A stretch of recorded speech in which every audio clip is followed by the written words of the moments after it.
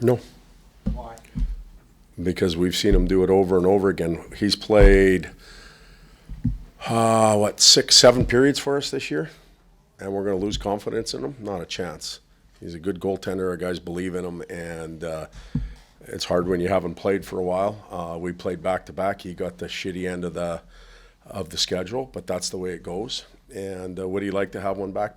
Yeah, but we'd also like to have the shorthanded goal back, and that's on the team. Kevin Fiala had one shot attempt and then the lone goal. Is this another one of those games where maybe you're looking for him to maybe put the puck on net a little bit more? Yeah, a little bit more. That was a storyline probably the last time we were in here, or games before that, where we wanted him to shoot the puck a little bit more. Especially on the power play, something has to happen there. He's got such a good shot and he's got good vision. But he did get a real big goal today. And we needed that to get a point on a night where I didn't think we were real sharp. And I don't know if that's back-to-back or just a little lethargic, whatever it might be. But they're the number one face-off team in the league, and we must have iced the puck 6, 7 times. Usually we break out clean. And that kept us on the ice a long time. After the second period, we had 10 guys with almost over a minute shifts. It wasn't because we were in our end a lot. It was because we iced the puck a lot. And so just not sharp enough to get 2 points tonight. On the sharpness aspect of it, how much was it just as a challenge to get it right back up after obviously big win, play well, rival on the road, get it right, to come right back? Yeah, it's... I think we want to, the hockey world, the media, the coaches, the players, we all want to talk about something after the game. So we come home from a road trip, a big emotional win. Well, if you're in game 5 of the conference finals and you just played in wherever and you're coming home, that's a big win. And you just were on the road for 2 or 3 games, 2 games, I guess, max. And you're coming home, you got to be prepared to do that. It wasn't like we were on the road for a week or 10 days and played 6 games. We had 3 days in our own bed, so and then went back out to Vegas. So I don't buy into that narrative right now. Does it say something for your group that, okay, maybe that you weren't as sharp as you wanted to be, but yet maybe you're right in the game and have a position to win, even if it's your B game? Does it say something about I'd like to, where you guys yeah, I think I know what you're asking. I'd like to think so. I'd like to think that on nights where you're a little bit sloppy, you're not going to be your best for 82 games. There's going to be your best game and your worst game in 82. It doesn't matter if you win or lose them. I don't know where this one will fit in, but you have to find ways to scratch and claw points out of those nights, and at least we got one tonight. But I'm sure everybody, if they were honest with you tonight, probably said we weren't sharp enough to complete some things, both with and without the puck defensively. What did you like tonight? I liked that we were resilient.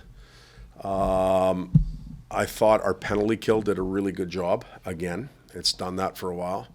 I liked Lizzo's line. I thought they gave us a large amount of energy and real good minutes again. There's some individuals that had good nights. Kempe, I don't know what he had, 8, 9 shots on goal again. Your leading scorer, if he's generating that much, that's a real good sign. And I have to think about the game a little bit to really get into specifics, but there were some good things.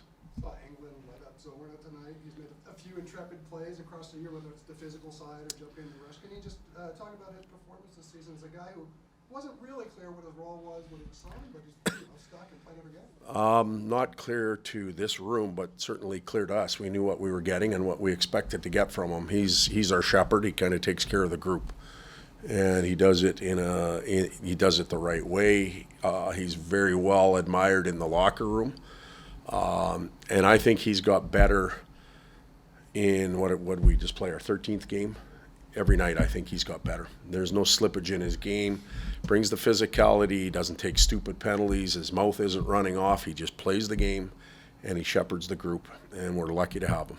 We're asking Adrian just to pinpoint maybe some places where they were lapsing. Turnovers, he said, was kind of an issue tonight. Where did you notice those happening the most? Was it after some of those icing? Neutral zone turnovers, but it's a good question because turnovers, we think that we have it and we're skating and we flip a pass out, it doesn't work, they come back the other way. That's an obvious turnover. But turnovers, Lizzo's line got scored on. We iced the puck. They got Crosby's line out. Not that Lizzo can't play against them, but Crosby pretty good in the face-off circle. We lose, never get out of our end. To me, that's a turnover.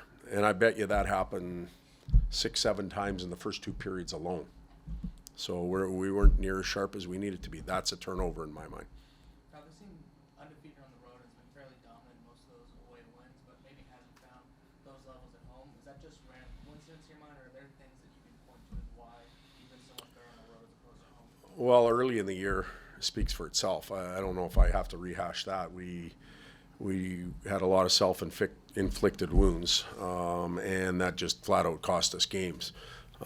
Since then, we've played the Vegas game and this game. I think we've lost both in overtime.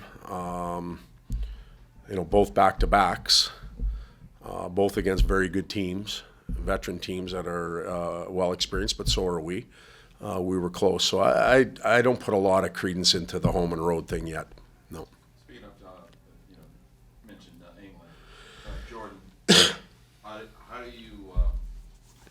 do you see how he's progressed and how that pairing is now seemingly become a real solid third pair for you? The back end of that question, it certainly has. Feel good about them on the ice, and they can eat some good minutes up.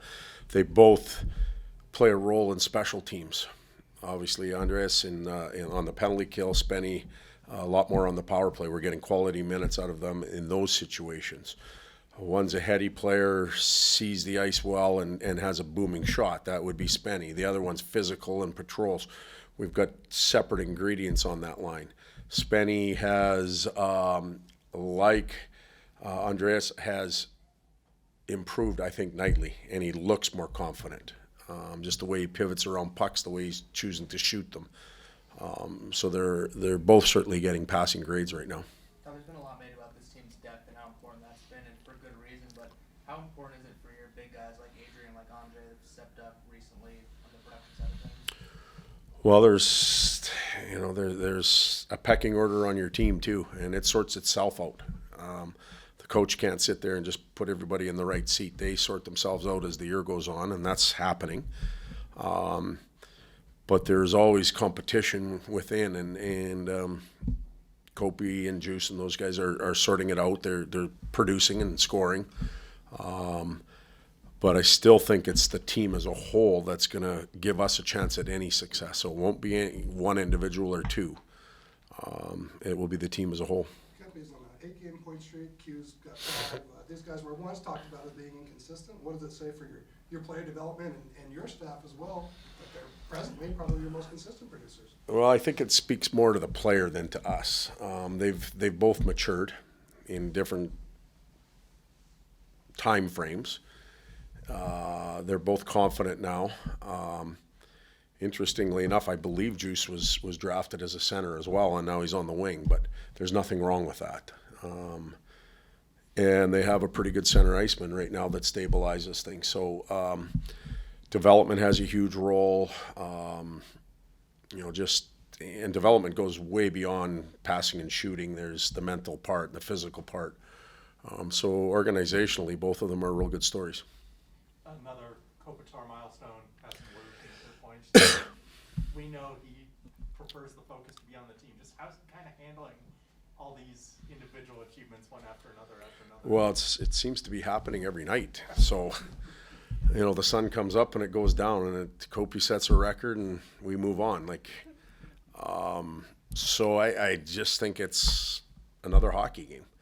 But it isn't. It shouldn't be. It should be recognized. I think you guys, everybody in here is doing a good job, and his teammates are of acknowledging the type of career he's had. But it's happening over and over again, which is great for him. Sometimes games come down on inches. His pad was just a couple inches over on the goal. Yeah, but it wasn't. Yeah. That's how it is. I think he'd like to have that one back. I bet he would tell you that. Probably got tangled up a little bit and didn't get over there in time.